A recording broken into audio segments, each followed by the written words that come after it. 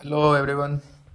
நேற்று இந்தியாவோட பட்ஜெட் தாக்கல் பண்ணியிருந்தாங்க. ஸோ அதில் இன்னொரு பிக்கஸ்ட் நியூஸ் என்னென்னா, தமிழ்நாட்டு பேரவே அவங்க எடுக்கல. ஸோ பட்ஜெட்டில் நிர்மலா சீதாராமன் இதுக்கான என்ன காரணம் என்ற ஒன்றுமே புரியலை. ஏன் தமிழ்நாட்டுக்குன்னு ஒரு குறிப்பிட்ட அமௌண்ட்டை ஒதுக்கலை. அவங்க கொடுத்த ஸ்பீச்சு ஃபுல்லாகவும் தமிழ்நாடு பற்றி அவங்க எதுவுமே பேசவும் இல்லை, எதுவுமே செய்யவும் இல்லை.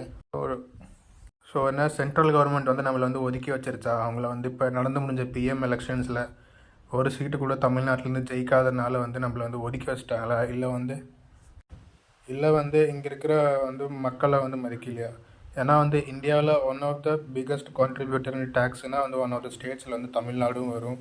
இது தமிழ்நாட்டுக்கே இல்லை, கேரளா, குஜராத், மத்திய பிரதேஷ் இந்த மாதிரி ஸ்டேட்ஸ் எல்லாத்துக்குமே இப்படி மென்ஷன் பண்ணல. இந்த பட்ஜெட்டில் யாருக்கு ரொம்ப யூஸ்ஃபுல்னால் பீகார், ஆந்திர பிரதேஷ் அந்த மாதிரியான ஸ்டேட்ஸ்க்கெல்லாம் ரொம்ப யூஸ்ஃபுல்லாக இருந்திருக்கு. அவங்களுக்கு பெரிய பெரிய பட்ஜெட்ஸ் எல்லாம் ஒதுக்கியிருக்காங்க.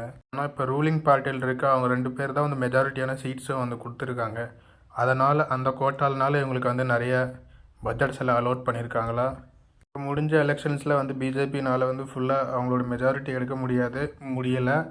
ஸோ அதனால் பிஆர்பில் நிதிஷ்குமாரும், அது இல்லாமல் அந்த ஆந்திர பிரதேசில் இருக்க சந்திரபாபு நாயுடு 2 பார்ட்டியும் சேர்ந்து தான் பிஜேபியோட இந்தியாவை ஆட்சியை அமைச்சிருக்காங்க. ஸோ அந்த மாதிரி இருக்கும்போது இந்த 2 ஸ்டேட்ஸுக்கு மொத்தம் ரொம்ப முக்கியத்துவம் கொடுத்து மிச்ச ஸ்டேட்ஸுக்கெல்லாம் கொஞ்சம் முக்கியத்துவம் கம்மியாக கொடுத்துருக்காங்களா அப்படின்றது ஒரு கேள்விக்குறியாக இருக்குது. ஏன்னா நாம் எல்லாருமே டேக்ஸஸ் எல்லாம் பே பண்ணுறோம். ஸோ இந்த மாதிரி நம்ம தமிழ்நாட்டில் இருக்கிறதுல இப்போது அதை ஒதுக்கி வச்சுருக்காங்கன்னா அது ரொம்ப இது கொஷனபிளாக இருக்குது.